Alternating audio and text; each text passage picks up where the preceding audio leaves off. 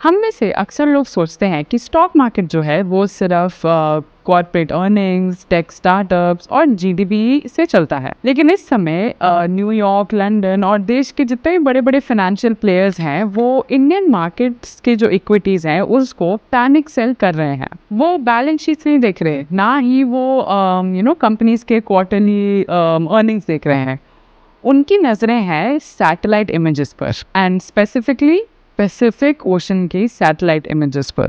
National securities depository limited के official data के मुताबिक इस साल के शुरुआती 5 महीनों में ही इंडियन स्टॉक मार्केट से अचानक 2.3 लाख करोड़ का फॉरेन इंस्टीट्यूशनल मनी निकल चुका है। ये एक मैसिव साइलेंट एक्सोडस है। अगर आप मेन स्ट्रीम फाइनेंशियल न्यूज़ देखें तो वो ये इन सब का जो ब्लेम है वो global interest rates, geopolitical tensions और वीकनिंग, मतलब वीक होते हुए रुपये पर डालते हैं, जो कि एक बहुत ही स्टैंडर्ड टेक्स्ट बुक आंसर होता है हमेशा। लेकिन अगर आप थोड़ा डीप जाकर और देखेंगे तो हमें समझ में आएगा कि ये एक ग्लोबल मेगा फंड्स जो हैं ये एक ऐसी इकोनॉमिक कैटास्ट्रफी को कैश इन कर रहे हैं, उसको कंसिडर कर रहे हैं जो अभी तक अर्थ पे हिट भी नहीं हुई है। वो बेट लगा रहे हैं इंडियन मॉनसून के कोलैप्स पर।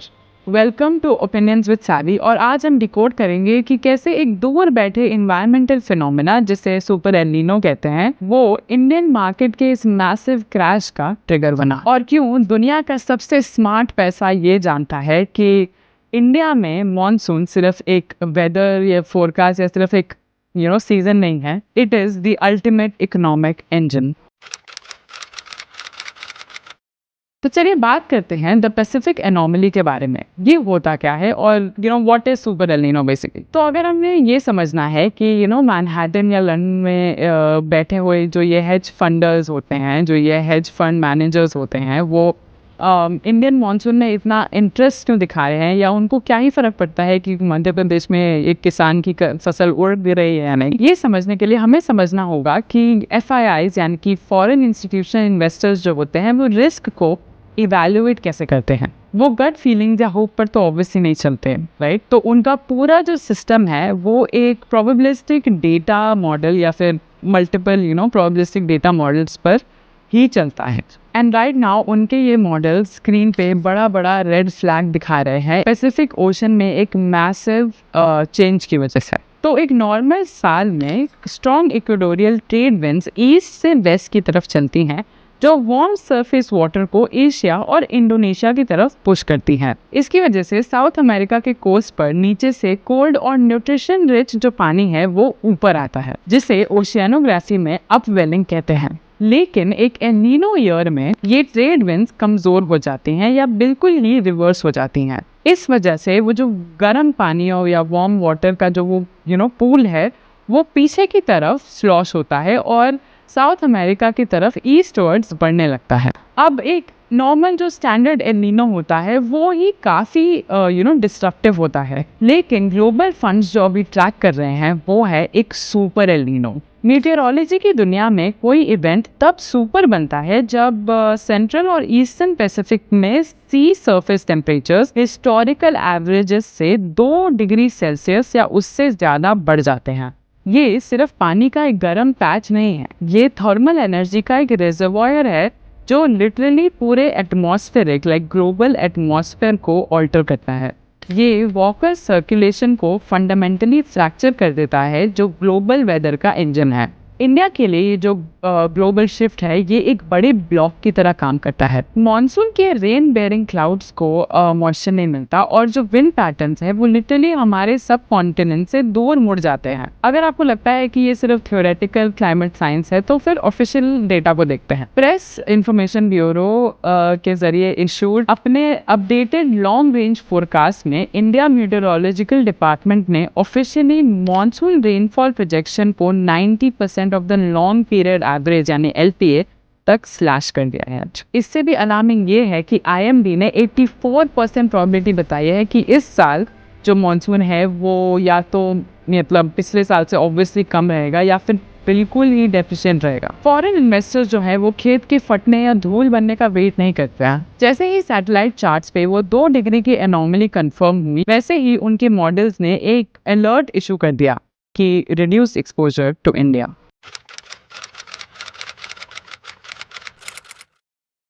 तो अब बात करते हैं द मैक्रो डोमिनो इफेक्ट, यानी कि अगर एल नीनो आया तो इससे क्या क्या चीज़ें इफेक्ट होने वाली हैं। तो ये जो इन्वेस्टर्स हैं वो इंडिया के एक ड्राई ईयर से इतना डरते क्यों है? क्योंकि इंडिया की इकोनॉमी की एक हिडन स्ट्रक्चरल डिपेंडेंसी है। हम भले ही अपने टेक हब्स और डिजिटल इंफ्रास्ट्रक्चर और बूमिंग सर्विस सेक्टर्स का ढिंडोरा पीट रहे, पर हमारी फाउंडेशन आज भी डीपली एग्रीगेरियन है। इंडिया की लगभग आधी पॉपुलेशन आज भी डायरेक्टली एग्रीकल्चर पर डिपेंडेंट है अपने सर्वाइवल के लिए। तो जब मॉनसून फेल होता है तो एक बहुत ही brutal unstoppable financial chain reaction शुरू होता है। तो चलिए इस डोमिनो इफेक्ट को बिल्कुल वैसे ही मैप करते हैं जैसे कि एक ऑफशोर फंड मैनेजर करता होगा या कोई फॉरेन इन्वेस्टर करता होगा। पहला, the squeeze on the ground. Global supply chain friction की वजह से पहले ही जो फार्मिंग की कॉस्ट है वो पीक पर है। अब ड्रॉट अगर आई तो इसका मतलब है कि किसानों को ग्राउंड वाटर एक्सेस करने के लिए डीजल पंप्स में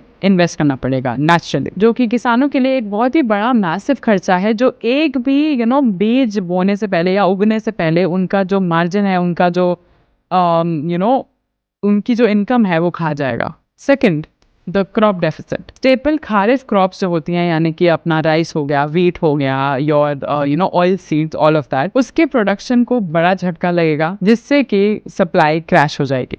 थर्ड, द इन्फ्लेशन ट्रैप। जब एग्रीकल्चरल यील्ड गिरती है तो खाने के जो पैसे होते हैं वो स्काई रॉकेट करते हैं, और ये सिर्फ हमारे हाउस होल्ड बजट्स के लिए या किसी नॉर्मल घर के लिए सिर्फ हेडेक नहीं है, ये लिटरली आरबीआई के लिए भी एक हेडेक है। क्यों? क्योंकि जब खाने का पैसा बढ़ेगा तो इस राइजिंग फूड इन्फ्लेशन से टैकल करने के लिए आरबीआई अपने इंटरेस्ट रेट्स बढ़ाएगी। Fourth, the corporate chokehold. अब जब आरबीआई ने इंटरेस्ट रेट्स बढ़ा दिए, इसका मतलब ये है कि जो कंपनीज हैं वो बैंक से लोन लेने में कतराएंगी, और अगर वो करेंगी भी या करना चाहेंगी भी तो वो उनको बहुत महंगा पड़ेगा। तो जब कैपिटल कॉस्टली हो जाता है तो कॉर्पोरेट ग्रोथ स्लो हो जाती है, जिससे स्टॉक वैल्यूएशन कोलैप्स कर जाती है। And fifth and probably the most dangerous one, the rural shutdown. ये प्रोबेबली सबसे डेडली डोमिनो है। अगर किसान के पास कोई यील्ड नहीं है तो उनके पास डिस्पोजेबल इनकम भी नहीं है। वो टू व्हीलर्स खरीदना बंद कर देते हैं, वो स्मार्टफोन्स लेना बंद कर देते हैं, यहाँ तक कि बेसिक एफएमसीजी गुड्स यानी कि सोप हो गए या फिर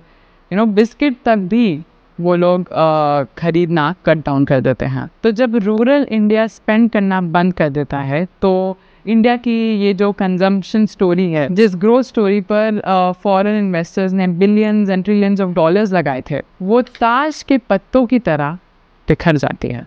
तो जब एफआईआईज इस सिमुलेशन को रन करते हैं तो उन्हें सिर्फ कॉर्पोरेट प्रॉफिट्स नहीं दिखते, उन्हें एक मेजर करेंसी ट्रैप दिखता है। जब ग्लोबल फंड्स इंडियन स्टॉक्स को डंप करने का डिसाइड करते हैं तो वो ये स्टॉक्स इंडियन रुपीज़ में बेचते हैं, लेकिन वो ये पैसा इंडियन रुपी में तो नहीं लेके जा सकते, उनको अपनी करेंसी में लेके जाना पड़ेगा, यानी कि यूएस डॉलर में लेके जाना पड़ेगा। तो उन्हें ये पैसा घर ले जाने के लिए billions and trillions of rupees से यूएस डॉलर में कन्वर्ट करना पड़ता है, और डॉलर की ये मैसिव और सडन डिमांड की वजह से इंडियन रुपी यूएस डॉलर के अगेंस्ट गिर जाता है। Historical foreign exchange tracking data के मुताबिक इंडियन रुपी यूएस डॉलर के अगेंस्ट एक ड्रास्टिकली डिप्रिशिएट हो रहा है, और होते होते यहाँ तक आज की डेट में 95.74 पर यूएस डॉलर के हिस्टोरिकल लो पर ट्रेड हो रहा है।